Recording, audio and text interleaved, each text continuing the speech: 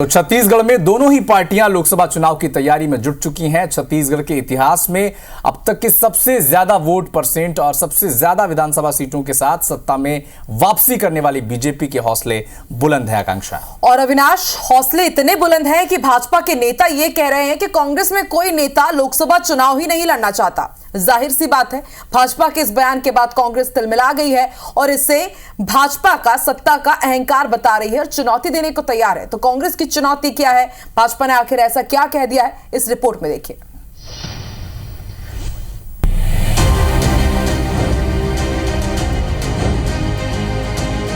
हम लोग लोकसभा चुनाव इस समय 2019 की तुलना में ज्यादा सीट जीत कर आएंगे। कांग्रेस में कोई लड़ने के लिए सामने आने की स्थिति में नहीं है। सब एक दूसरे के ऊपर मर रहे हैं कि ये लड़ ले तो अच्छा होगा। ये युद्ध से पहले की टंकार है। फाइनल मुकाबले से पहले जोर आजमाइश का शोर है। जुबानों के जरिए वजन और मूड तौला जा रहा है। इन सब के बीच कांग्रेस अध्यक्ष बार बार दावा कर रहे हैं कि लोकसभा चुनाव में इस बार उनकी 5 सीटें आएंगी। 5 लोकसभा सीटें ऐसा है जहां हम लोग को बहुत ज्यादा पॉजिटिव है।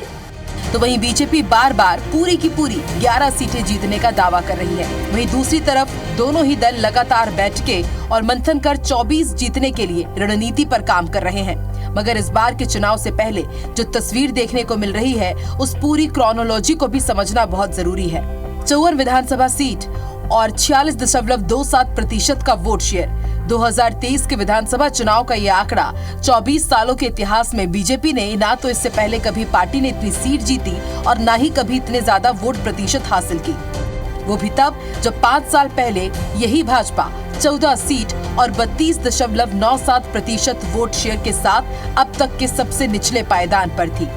इस प्रचंड जीत के बाद लोकसभा चुनाव के लिए भाजपा के हौसले बुलंद हैं। यही वजह है कि भाजपा के मंत्री ये बयान दे रहे हैं कि देश में 400 सीट और छत्तीसगढ़ में सभी 11 की 11 सीट भाजपा जीतने जा रही है। कांग्रेस के नेता तो चुनाव तक लड़ना नहीं चाह रहे हैं। कांग्रेस में कोई लड़ने के लिए सामने आने की स्थिति में नहीं है। पूरे देश में मोदी जी की लहर है और इस बार हम 400 से ज्यादा सीटों पर भारतीय जनता पार्टी विजय होगी। छत्तीसगढ़ के 11 के 11 सीटों पर भारतीय जनता पार्टी विजय हासिल करेगी। मंत्री केदार कश्यप के इस बयान ने कांग्रेस को तिलमिला कर रख दिया है। दरअसल कल यानी 26 जनवरी को ही प्रदेश कांग्रेस भवन में लोकसभा चुनाव के लिए स्क्रीनिंग कमेटी की बैठक होने जा रही है। हर लोकसभा के दिग्गज नेता से पार्टी प्रभारी सचिन पायलट बैठक करने जा रहे हैं। वहीं 27 जनवरी को लोकसभा चुनाव के लिए ही चुनाव समिति की बैठक है। पीसीसी संचार विभाग के प्रमुख सुशील आनंद शुक्ला ने तीखी प्रतिक्रिया देते हुए कहा कि सत्ता का अहंकार है। शायद केदार कश्यप भूल गए हैं कि साल 2018 के चुनाव में वो खुद चुनाव हार चुके हैं। चाहे तो वो बस्तर से लोकसभा चुनाव लड़कर फिर आजमा सकते हैं। भारतीय जनता पार्टी के नेता अभी 1 महीने पुरानी सत्ता पाए हैं, इसलिए सत्ता उनके सर चढ़ के बोल रही है। इसी छत्तीसगढ़ में 2018 में भारतीय जनता पार्टी की स्थिति ये थी कि 14 सीटों में सिमट गई थी। स्वयं केदार कश्यप चुनाव हार के घर में बैठे हुए थे। हम तो चुनौती देते हैं, उनमें साहस है तो बस्तर से चुनाव लड़के देख लें, कांग्रेस के प्रत्याशी के खिलाफ कितने पानी में है समझ आ जाएगा। दोनों पार्टियां पूरी तरह से चुनावी मोड में आ चुकी हैं। तीखे बयान और आरोप से साफ है कि लोकसभा के महायुद्ध के लिए बीजेपी कांग्रेस ने कमर कस ली है।